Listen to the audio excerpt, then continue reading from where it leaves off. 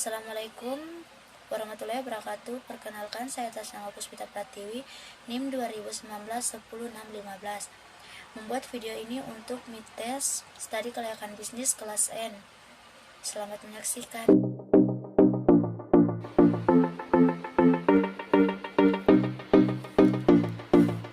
Isian nasi kotak. Isi nasi kotak biasanya terdiri dari nasi, oseng sayuran, tumis tahu atau tempe, dan olahan daging plus bisnis catering nasi box bisa ditawarkan kepada berbagai kantor, kampus, sekolah, hingga pabrik. Mengapa harus catering box? Usaha catering box merupakan bisnis kuliner yang populer karena terkenal potensial. Catering nasi box adalah usaha makanan yang melayani kebutuhan dalam bentuk menu lengkap berisi nasi dan lauk-lauk.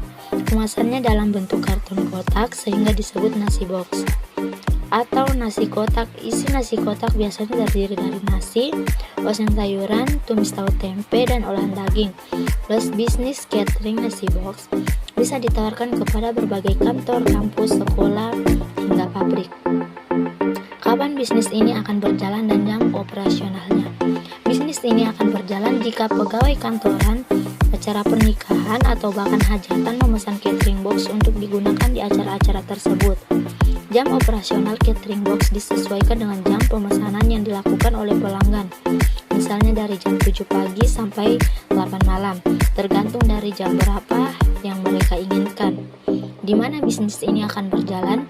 Bisnis ini dapat berjalan di perkantoran, acara pernikahan, hajatan, dan pesta ulang tahun. Karena setiap ada pesanan dari acara tersebut dan pesan dari kantor, maka catering box akan selalu berjalan dimanapun tempatnya. Catering box juga sangat mudah dijalankan karena dibuat jika ada yang memesannya. Untuk siapa sasaran bisnis tersebut? Sasaran dari usaha ini adalah suatu perusahaan dengan karyawan dalam jumlah besar. Biasanya perusahaan membutuhkan catering yang berbentuk prasmanan untuk dihidangkan di kantor atau di pabrik-pabrik. Ada juga beberapa kantor yang membutuhkan catering dengan porsi besar untuk kebutuhan rapat dan catering antar cabang dan acara-acara lainnya seperti acara pernikahan, pesta ulang tahun, dan haji. Assalamualaikum warahmatullahi wabarakatuh. Saya atas nama Puspita Pratiwi, NIM 2019-10615. Membuat video ini untuk menyelesaikan tugas final studi kelayakan bisnis. Baiklah, di sini saya akan membahas tentang aspek-aspek yang saya pelajari tentang mata kuliah studi kelayakan bisnis.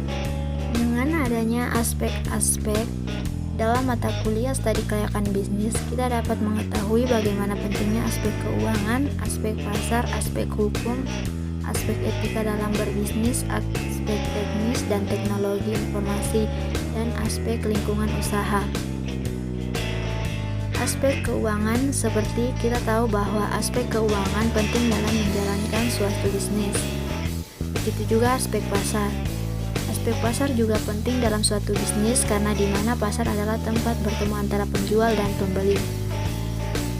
Aspek hukum. Dalam aspek hukum juga penting bagi bisnis karena adanya aspek hukum maka kita dapat meneliti keabsahan, kesempurnaan, dan keaslian dokumen. Aspek manajemen juga penting. Dengan adanya aspek manajemen, maka kita dapat melihat siapa saja terlibat dalam suatu usaha. Tidak lain dari itu, aspek etika bisnis juga berperan penting dalam aspek-aspek. Dengan adanya etika bisnis, maka kita dapat memiliki etika dalam melakukan suatu bisnis. Aspek teknis dan teknologi informasi. Dengan adanya aspek tersebut, maka kita dapat menentukan lokasi, lingkup operasional produksi. Selain itu, bisnis catering box layak dilanjutkan karena catering box sangat banyak disukai oleh orang yang biasa mengadakan acara pesta ulang tahun ataupun acara pernikahan. Karena catering box adalah makanan yang siap saji bagi orang yang tidak sempat memasak untuk para undangan. Tentu saja usaha ini menarik bagi para pembuat acara yang ingin masakan siap saji.